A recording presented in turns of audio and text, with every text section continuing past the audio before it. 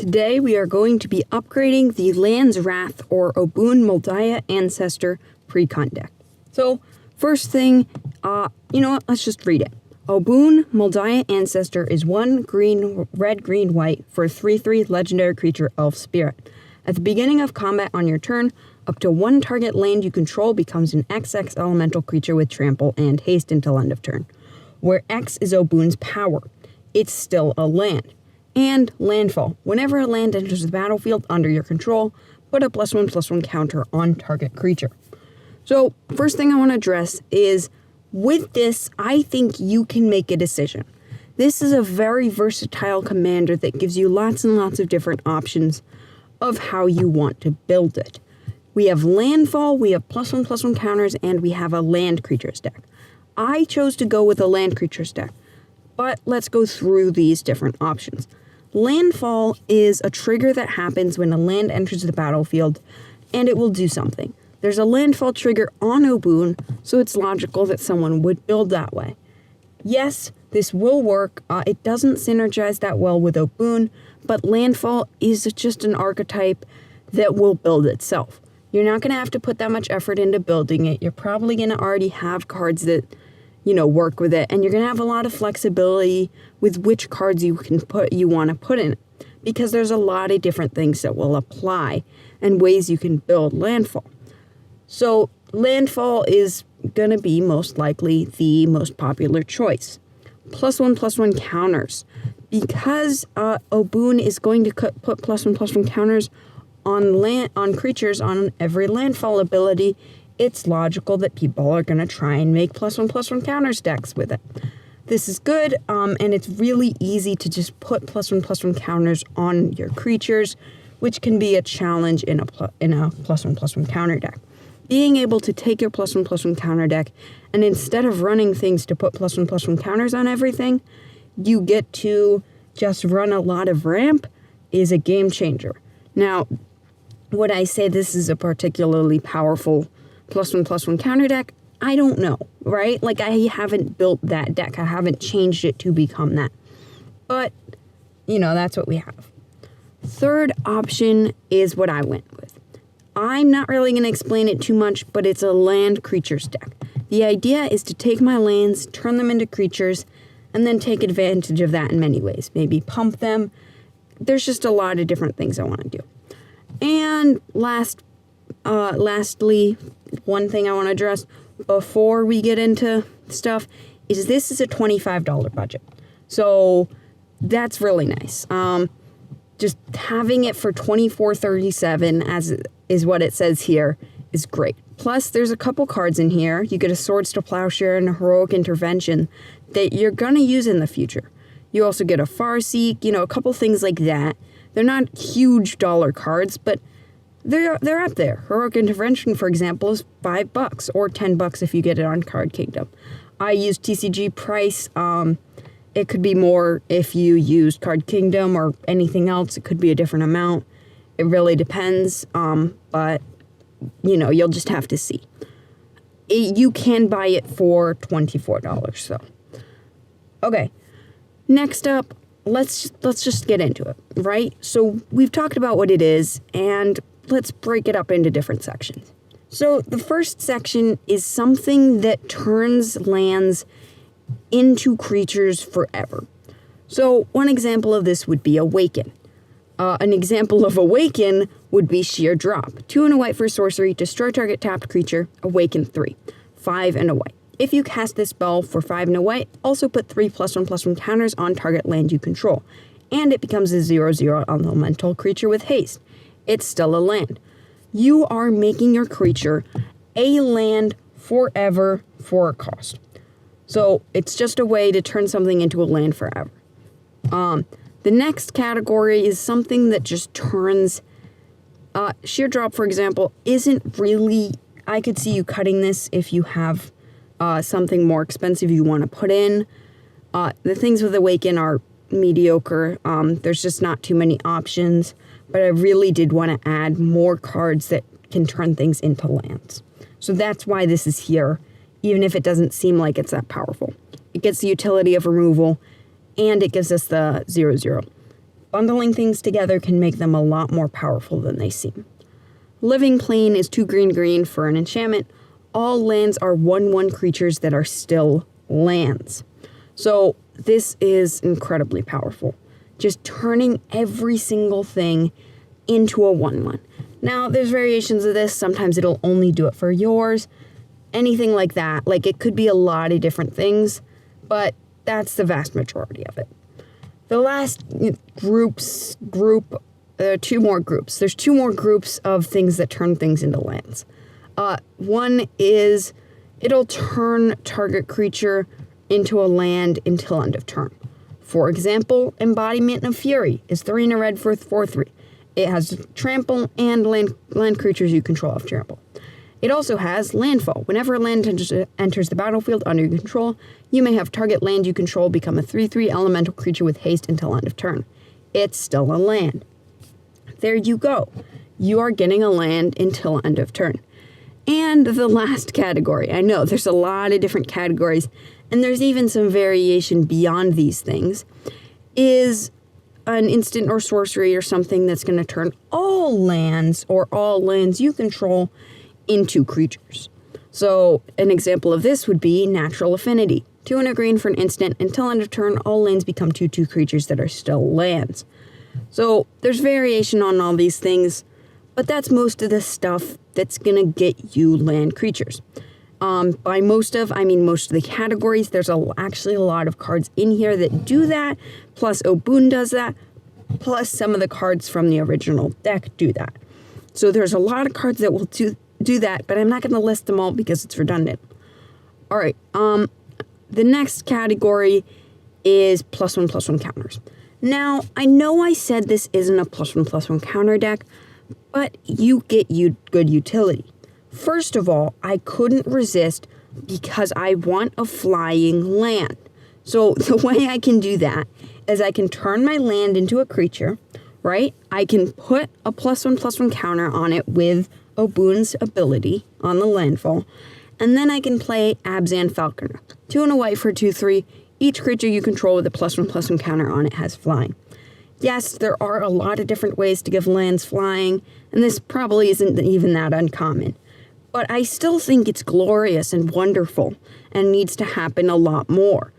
I mean, doesn't it just seem awfully to make your lands fly? All right, next up, I had a lot of ramp and stuff. I switched out some cards, some ramp that's 3 CMC. I switched it for 2 CMC, and I just did some upgrading and tuning of the ramp to make it a little bit better. Okay, next thing I added. This is an extremely vulnerable deck. If we get board wiped, not only do we lose our creatures, we lose all of our lands. We cannot get board wiped. So I added a lot of protection. If I were you, I would add more. Within this budget, I really can't do very much in terms of protection, but I tried, okay? So just add more. Add more than what is in here. So I have Rapid Vigor, which is 1 and green for an instant, regenerate each creature. I have Heroic Intervention, which is 1 and green for an instant. Permanents you control gain hexproof and indestructible until end of turn. Just please add more protection even than what I have here. Within this budget, like, it's up to you. If you want to go with this, it'll be fine. It's just going to be high risk, high reward. Try and always have a piece of protection. All right, Gideon, Martial Paragon is 4 and a white for 5 loyalty, Planeswalker Gideon, and this, represents the next category. +2, untap all creatures you control. Those creatures get +1/+1 until end of turn. So this is just some form of vigilance, some form of untapping, some form of being able to use all our mana and being able to untap, to attack. Having to choose is just very difficult. Like, it really makes it difficult to progress when you can't attack. Like, you're not going to be able to kill everyone in one swing. Well, you might be able to, but you're probably not going to be able to do that. So it's best to just try and use mana and attack and get damage in and stuff so that you can, deal that damage and get closer to winning. Alright, well, beyond that, it's just like weird random bonus stuff, like Rishgar Pima Renegade. 2 and a green for 2/2. When it enters the battlefield, put a +1/+1 counter on each of up to 2 target creatures, and each creature you control with a counter on it has tap add green. So just miscellaneous stuff that benefits things with +1/+1 counters. And that's kind of it, right? There's also stuff like Earth Surge. There's a couple versions of this, not too many that I added in newly, which is Earth Surge is 3 and a green for an enchantment. Each land gets +2/+2 as long as it's a creature. This just makes it a lot easier and a lot more powerful to make this deck. Honestly, I'm a little disappointed with how few variations of this there are. This artifact and enchantment removal, there was a lot of like 4, 5, 6 CMC, I think, or artifact and enchantment removal in this deck. So I took it out and replaced it with 1 and 2 CMC. And that's it, right? That's all that I cut or added. That's all that I added, and it's just completely changing the deck. Now, it is 30 cards, so I don't know why I said that's all. That's it. Like, that's a lot of cards. This is a huge change to the deck, and it is completely changing the deck and how it's going to play. So then we get to the stuff that's cut. So honestly, I'm going to leave a link in the description. You can look at this deck. So there's a link in the description to the Architect deck, and feel free to just go there, and you should see a category cut from OG, and you can buy the stuff in the new editions. You can get rid of the stuff from the cut from OG. You can make changes. You can hit the copy deck button on Architect, and you can change it. So it's up to you. Do what you want with it. So I'm just going to start with the easy categories. So there are a lot of cards here that are ramp, and I just upgraded them. There's cards that are removal, I upgraded them. A lot of these cards I just upgraded. It's just a better version in the new version than it was before. A lot of the other cards are just too expensive. It's just really not worth the mana, and we don't want to be putting that much mana into it. And another huge chunk that people are likely going to disagree with me on is landfall. Landfall, just things that will give me things on landfall that cost a lot of mana and just aren't that great. I cut them.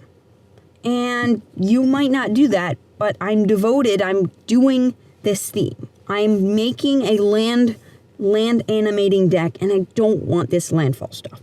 So maybe you do want the landfall stuff and you want something mixed or something. But that's not what I'm building, so I'm cutting these.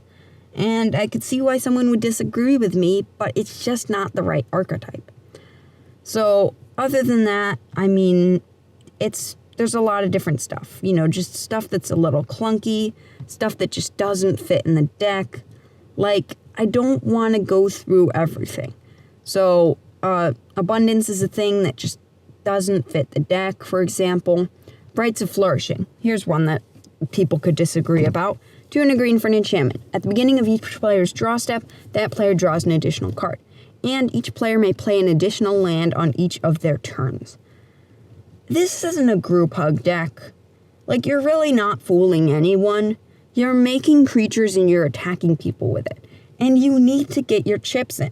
You need to do small amounts of damage to people in the beginning of the game.